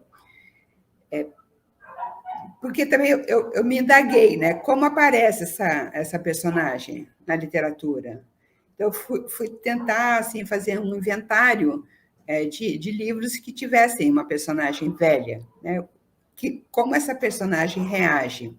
Então, tem, de um lado, o que você acabou de mencionar, essa questão da descoberta da sexualidade, né? Então, a personagem que é velha, então, é um outro clichê, né? Que as mulheres velhas não têm interesse sexual, né? Então, elas são assexuadas.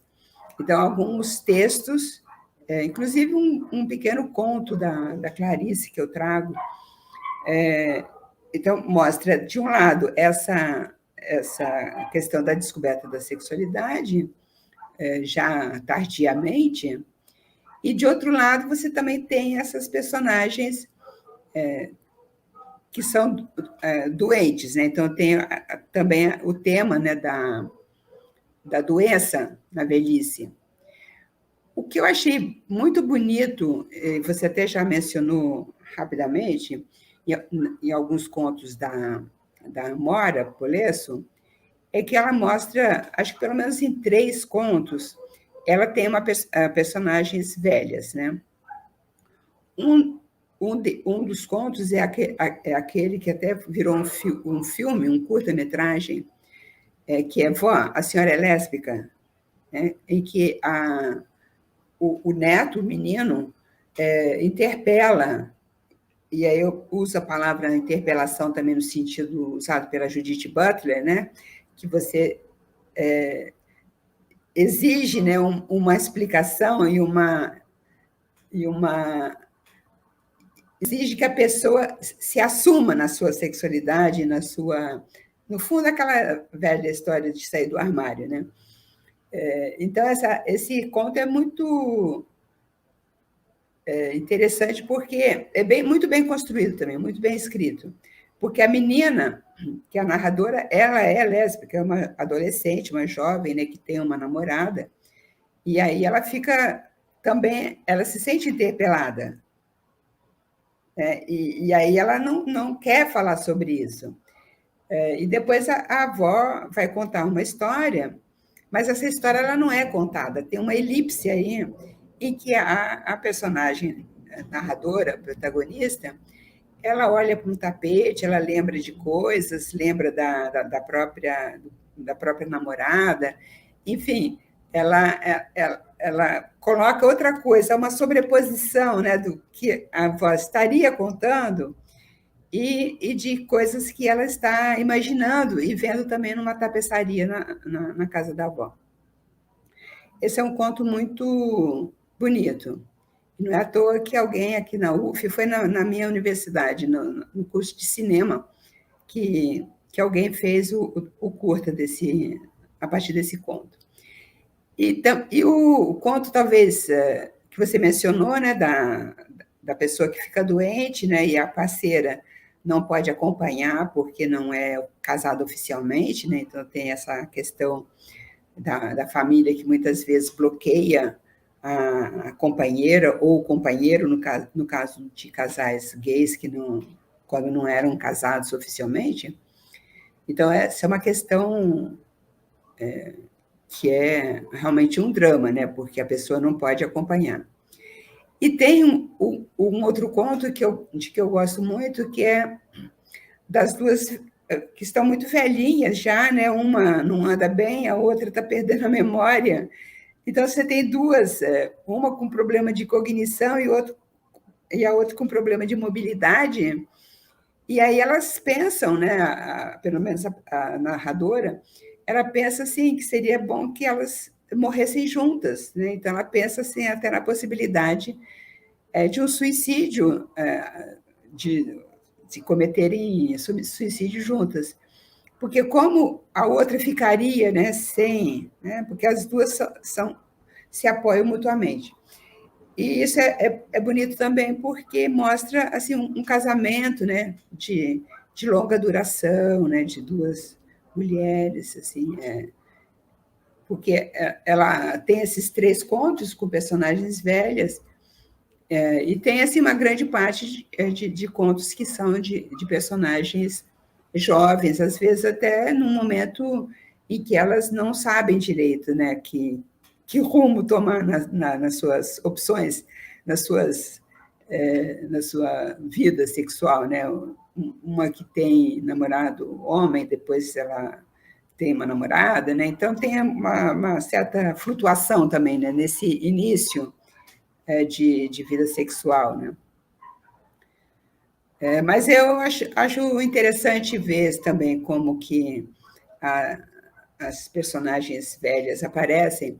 E tem essa escritora que eu também li lá no início, dessas escritoras mais antigas que não entraram no cânone, a Carmen Silva, que é uma escritora que foi jornalista também, manteve uma coluna durante anos na revista Cláudia, e que fala sobre isso. Ela disse assim, eu não tenho netinho, eu não gosto de tricotar, quer dizer, os papos que as pessoas querem ter comigo são sempre papos que não me interessam, né? Primeiro, não tenho doença. Segundo, não tenho netinho. Não quero falar sobre netinho. Terceiro, não costuro, não tricoto, não faço crochê, nada desse clichê, né, sobre a personagem da mulher velha, né? Ou a mulher a partir de uma certa idade, que não é necessariamente tão velha, né? Mas, digamos, a partir de 60 anos você já é uma velha. Acho que em 1950, com 50 anos, você já era uma velha. Agora, eu acho que as pessoas estão envelhecendo mais tardiamente. Você tem mulheres de 50, 60 anos que ainda não se sentem velhas, né? Não são vistas como velhas, apesar que as mulheres já começam a reclamar a partir dos 50 anos, que começam a ser vistas como velhas. Mas como eu sou muito mais velha, eu já acho que uma mulher de 50 anos é muito jovem.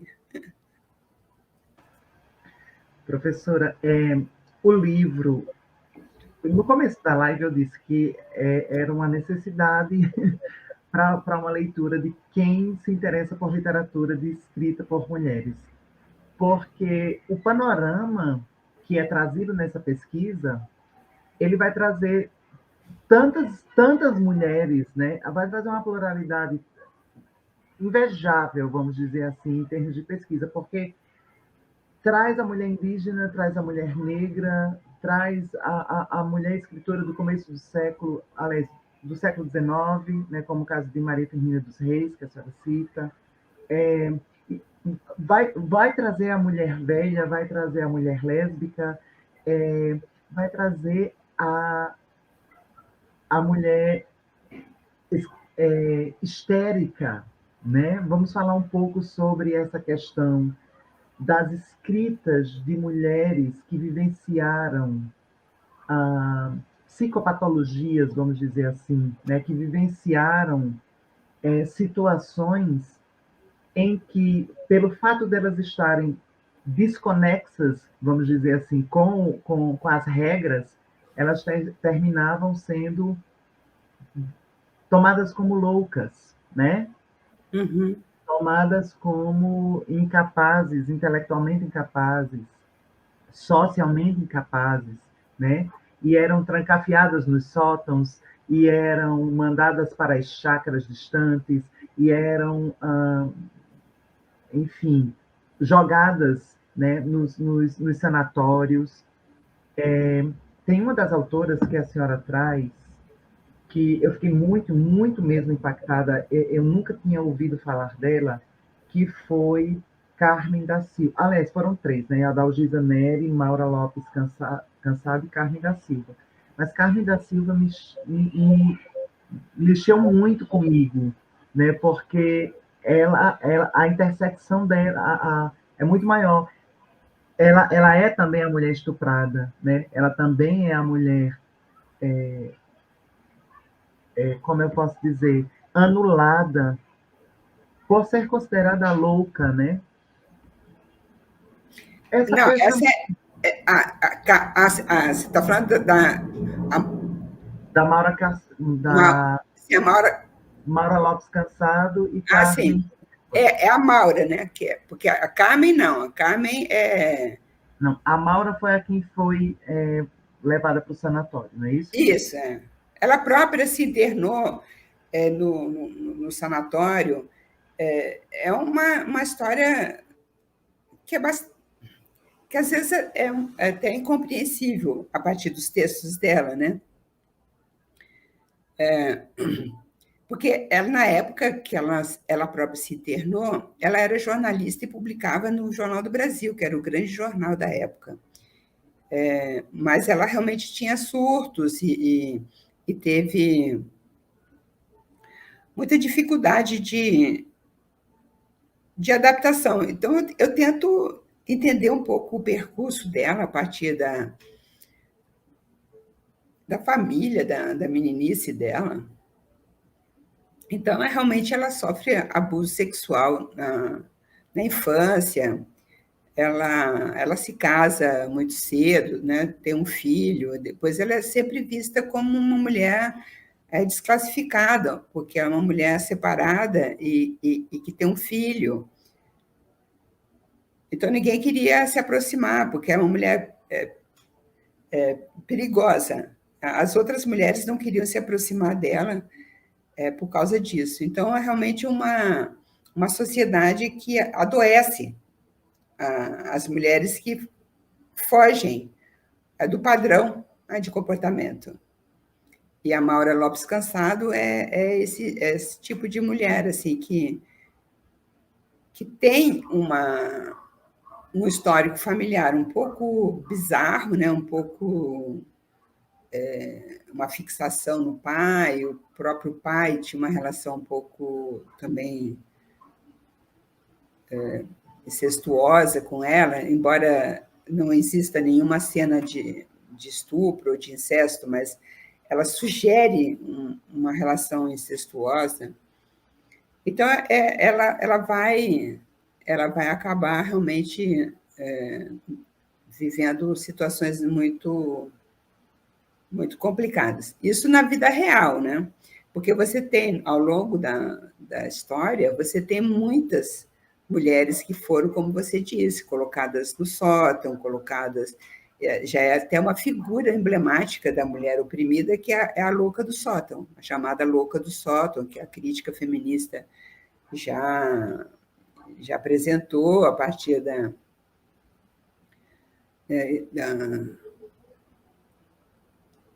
Jane Eyre, né?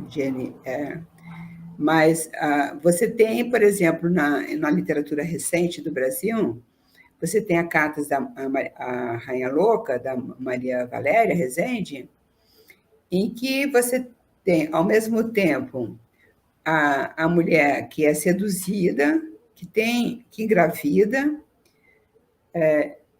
isso no século XVIII. Então, essa mulher, ela primeiro, deixam que ela tenha o filho é tomado dela e ela é enviada para um convento. Então, ela é trancafiada num convento. Então, você tem aí a questão da maternidade, né? A questão da evidente falta de liberdade sexual, tem a questão que esse namorado que engravida a personagem, ele até queria se casar com ela porque ele era um oportunista, na verdade, ele estava dando o golpe do baú. Só que o pai não quer saber, porque o pai quer que ela se case com o homem que ele escolheu para ela. Então, essa mulher vai ser trancafiada num convento onde ela vai morrer.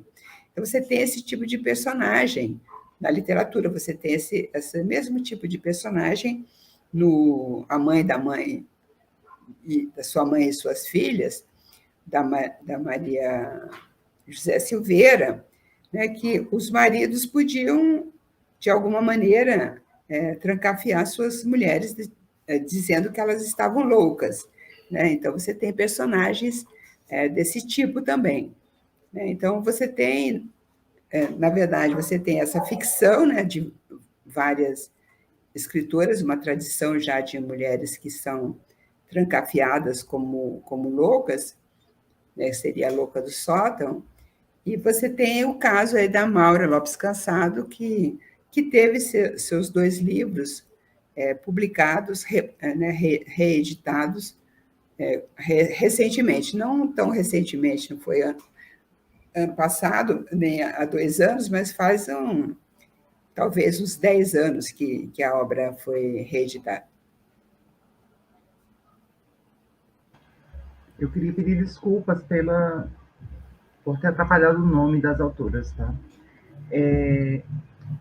O que me chamou bastante atenção nessa autora, a professora Maura Lopes Cansado, foi o título de uma dessas obras, né? Que é Hospício é Deus. E algumas partes que estão aqui no livro. Mas com relação a Carmen, o que eu queria falar dela era outra coisa. Tá? Eu fui pegar aqui o que eu tinha anotado.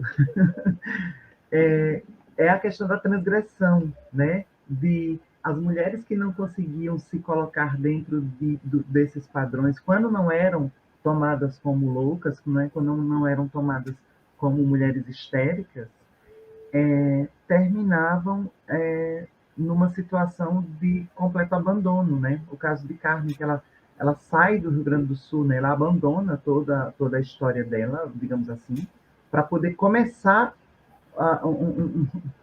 a sua história, de fato, né? Para poder se autoafirmar, porque ela não cabia nos padrões. E tem uma frase dela que eu deixei marcado aqui, que diz assim: o problema é que ser mulher é ter nascido do lado errado da cerca.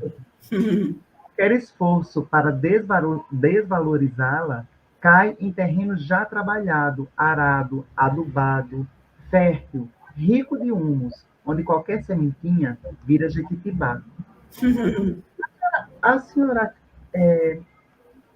percebe que, apesar da gente estar vendo uma proliferação da produção de escritas por mulheres, né, de livros publicados por mulheres, sejam romances, sejam contos, sejam livros de poesia, essa desqualificação para essa literatura, essa desqualificação, essa cimentinha, né, que está sendo jogada contra a mulher, que vai virar um jequitibá,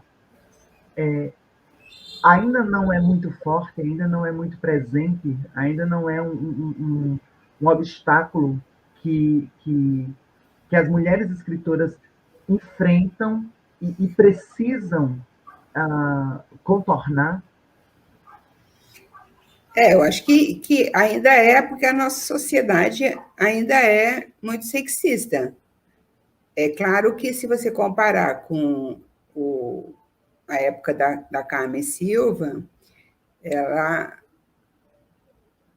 apesar que ela conseguiu realmente fazer uma carreira absolutamente sem nunca aceitar o casamento, né? Ela conta, inclusive, no livro dela, que ela que teve homens que pediram ela em casamento, ela não quis se casar. Realmente, ela é uma pessoa que sempre teve namorados, amantes, mas nunca quis se casar e nunca quis, né, ter filhos. Então, ela realmente não aceitou essa situação enfim, prescrita. E ela morava em Rio Grande, que é uma cidade muito provinciana, na época muito provinciana, no Rio Grande do Sul, e ela realmente achou que não cabia, ela não cabia naquela cidade.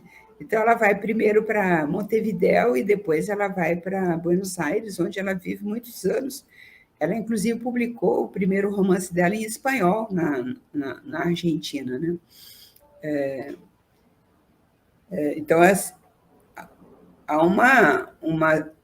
gente poderia dizer que, apesar de todas essas dificuldades que ela mesma aponta, ela foi muito corajosa e conseguiu ter uma carreira. Ela conseguiu se manter a vida inteira com o seu próprio dinheiro, com a sua profissão, né? Foi jornalista, foi feminista, aquela primeira onda feminista aqui no Brasil, dos anos 70. Ela mantinha essa coluna na revista Cláudia, que fez muito sucesso.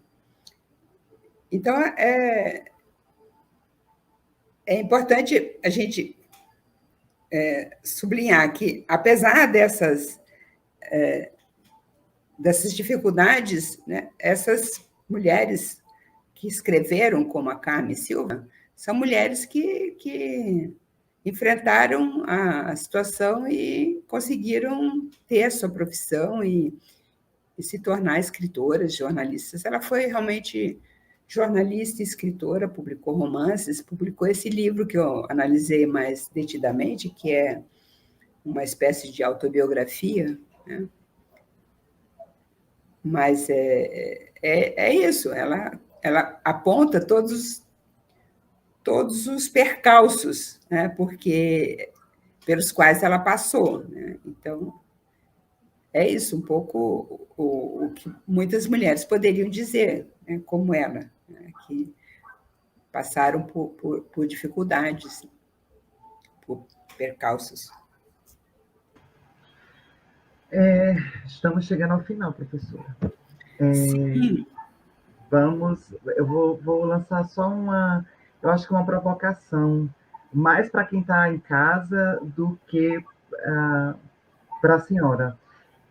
A minha provocação há mulheres produzindo, há um número grande de mulheres produzindo, há um número grande de mulheres escrevendo romances, contos, autobiografias, poesia, né? A gente tem uma série de poetas maravilhosas também.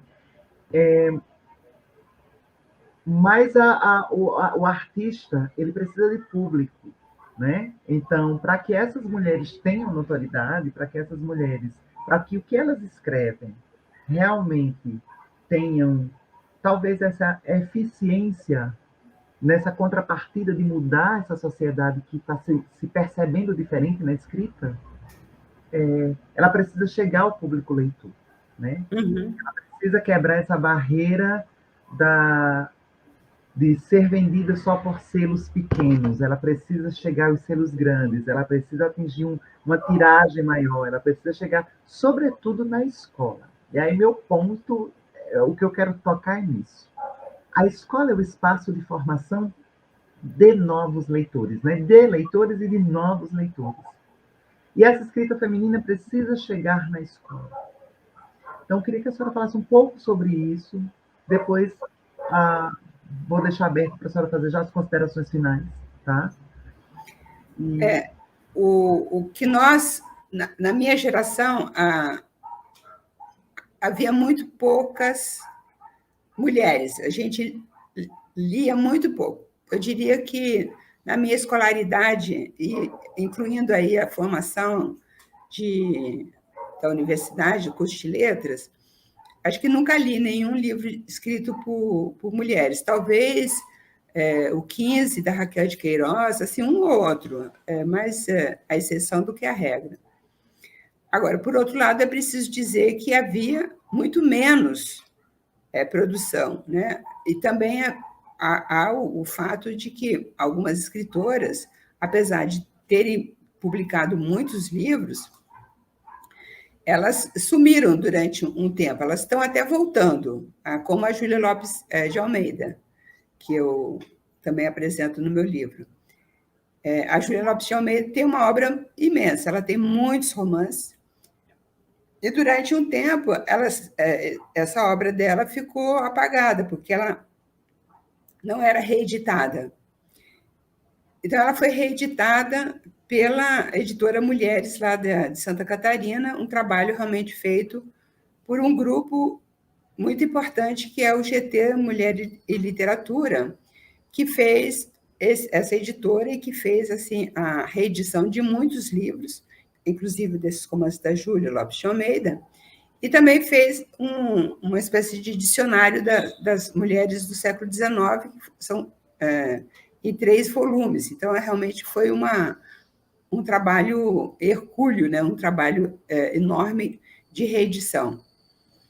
Então, é importante dizer que, a partir dos anos 80, sobretudo, há um trabalho grande de reedição de mulheres do início do século XX, do final do XIX, mas, sobretudo, da primeira metade do século XX. Esse trabalho de reedição é fundamental. E também de como esses livros chegam nas escolas. Eu não tenho muita experiência, porque agora não, já há algum tempo tem esse programa, né, do PNLD, né, LP. Tem o PNLD e o PNLD literário. Então, esse tipo de programa, né, que tem levado também livros de escritoras, né, como Maria Valéria Rezende, que recentemente teve um livro dela editado nesse programa. Então, é um trabalho que, ao mesmo tempo, tem de ser levado pelas professoras também, né? Você tem são as várias instâncias, porque primeiro você tem que publicar, você tem que reeditar. Então, é um trabalho das editoras, e também eu quero destacar também o trabalho de algumas editoras feministas que estão publicando, reeditando obras das chamadas precursoras. Então, tem, de um lado, o trabalho de edição, de outro lado, tem um lado das leitoras, e das professoras, que vão também levar esses livros para as escolas e para as universidades. E tem, evidentemente, a questão que você apontou do mercado, chamado mercado, né? Mercado literário. Você diz, tem que ser publicada pelas grandes editoras. O que está acontecendo é que, se uma escritora faz sucesso a partir de uma pequena editora, as grandes editoras vão chamar e vão meio que cooptar. Então, isso aconteceu já que nós falamos bastante da Natália Polesso, com a própria Natália Polesso, que publicou o primeiro livro, que foi Amora, que vendeu muito, por uma pequena editora lá do Rio Grande do Sul, e depois o livro seguinte já foi publicado pela Companhia das Letras.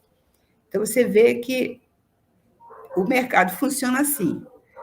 Uma escritora que fez sucesso, ganhou prêmio, vendeu bastante, uma grande editora, como a Companhia, ou como a Record, ou como outras grandes, né, Todavia, elas vão chamar. Então, a mesma coisa aconteceu com a Eliana Alves Cruz, que publicou 3 romances pela Malê, que é uma editora que é um selo destinado aos escritores negros.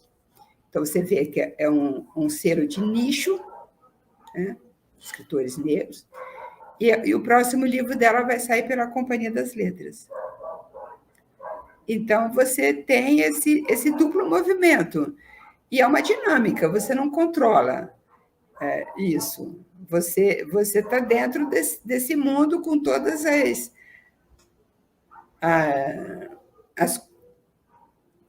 as estruturas da sociedade, né, estão colocadas, e a gente funciona de uma maneira mais ou menos ativa, mais ou menos transgressiva, dentro das circunstâncias em que nós estamos situados, né? Agora, é importante levar os livros para as escolas, com certeza, né? Porque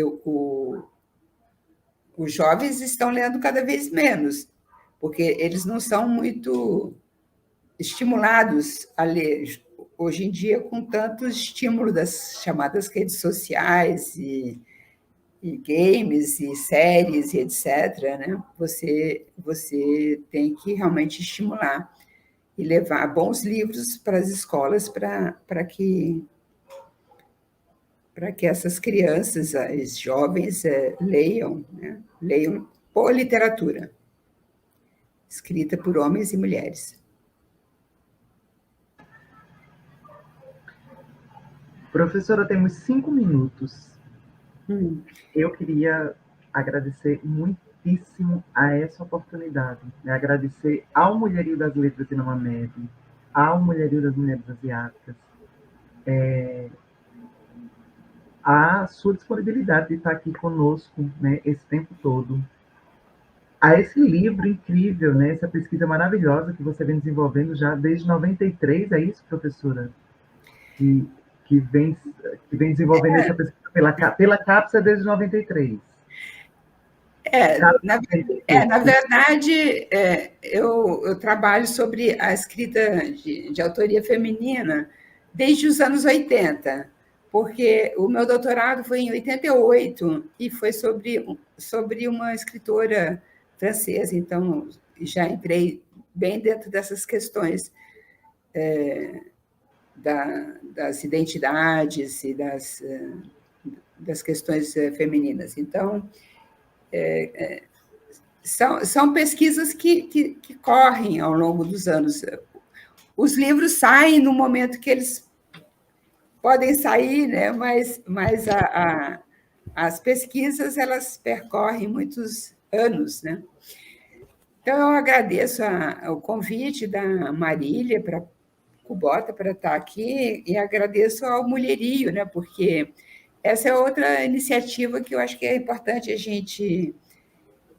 gente mostrar como que foi importante a criação do Mulherio e como esses vários grupos que se organizaram nos estados estão dinamizando todo esse trabalho, essa interação de escritoras publicando livros, promovendo eventos, encontros, através do site também, né, do canal do YouTube, enfim, todo esse trabalho que vem sendo desenvolvido. Eu quero fazer um elogio especial e uma louvação, né, ao trabalho que é desenvolvido pelo Mulherio. E agradeço o convite de vocês para participar aqui, para conversar sobre isso, falar um pouco do meu livro, e já faço também a propaganda do livro que está saindo aí, que está em pré-venda pela mesma editora, a Editora Zuc, lá de Porto Alegre, que se chama A Nebulosa do Autobiográfico. Vidas vividas, vidas escritas. Obrigada. Professora, olha a relíquia que eu tenho aqui, olha. Cassandra Rios. Eu escrevi 52. Então, eu comprei muitos livros da Cassandra Rios no sebo, porque realmente você não encontra mais. Os livros dela não foram reeditados. Mas ela é uma grande precursora, é uma escritora que tem um papel importante, realmente. Bom, eu estou chegando aqui no finalzinho para agradecer mais uma vez, né? Agradecer a disponibilidade de Bia, né, e da professora Eurídice de estarem aqui, né, nessa atividade, né, nesse mês de março, né, tão significativo para a gente. E dizer que já a gente tem um sarau, né, e para fazer essa transição, né, a gente vai fazer uma transição com música, né, e a música de Janine Matias, né, que é de Curitiba, enquanto a gente dá tchau para a Bia e para a professora Eurídice, saudando também as pessoas que estão aqui nos comentários, né, que estão parabenizando, né, as duas por esse momento, né, pela riqueza desse momento, pela discussão, pelo debate, né, por todas as questões que foram tratadas aqui, né, e que são muito caras para nós, mulheres, e principalmente para a gente que está aqui na área da literatura, que está dentro desses movimentos, né, feministas também, nos movimentos literários, e, enfim, agradecer muito a vocês duas por essa live riquíssima.